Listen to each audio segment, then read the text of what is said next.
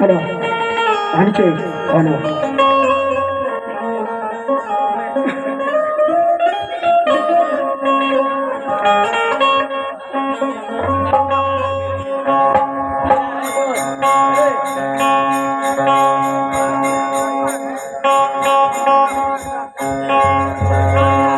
आदरणीय उपस्थित सदन वृंद, मैं कहाँ से हूँ और क्या मेरा नाम है, इस रंगमंच के बीच मैं बताने के लिए चाहता हूँ। हेलो हेलो हेलो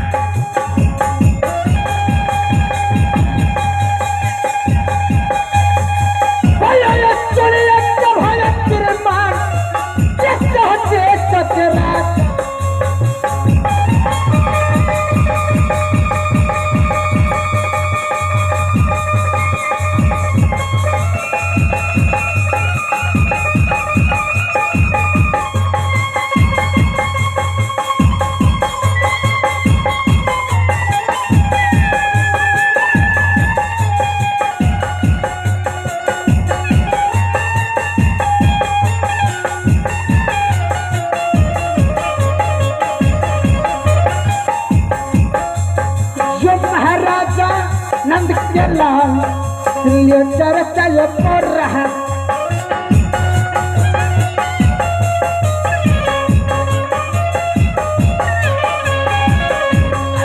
चर्चा पर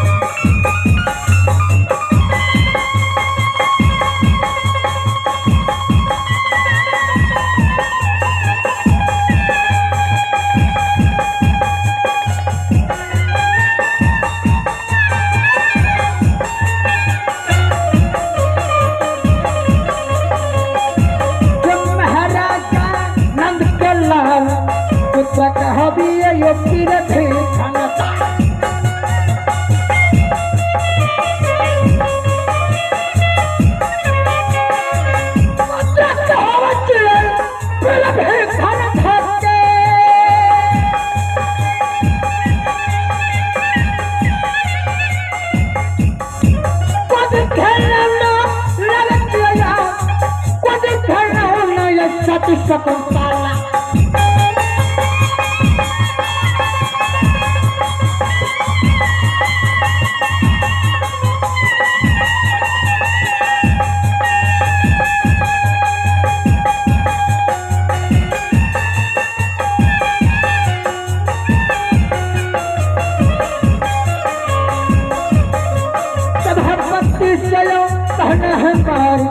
शुक्रिया रजिया यो ये कप्यर्ती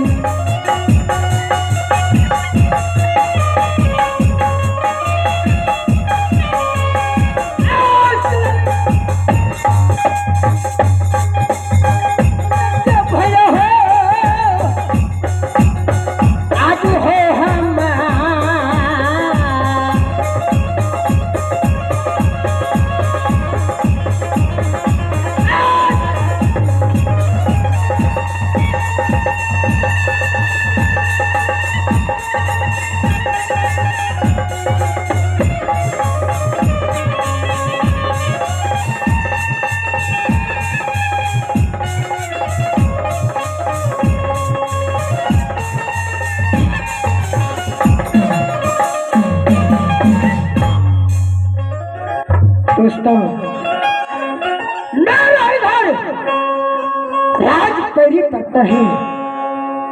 मेरे ही पिताश्री का नाम वीर भीखन झा है। मेरी माँ का नाम सती शकुंतला और मेरा ही नाम ये केवल किला के अंदर में कौन है जानता है?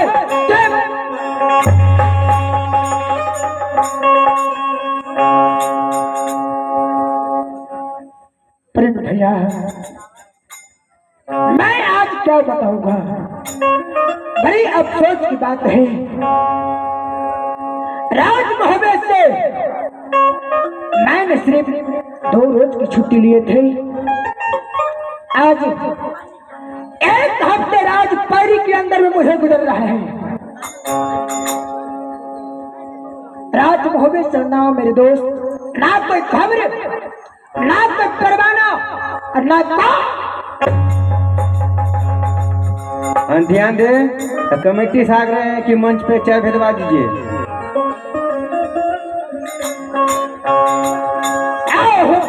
छतरी दोस्त कहे का चूबा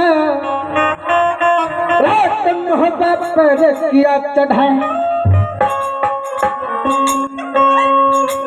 कौन खबर दोस्त राज मोहब्बत से क्यों ने भेजा राज पैरी गरला? चर के देवा भोरिया जटिया मोहब्बत गरहरा। मगर सुन लिया चर्चा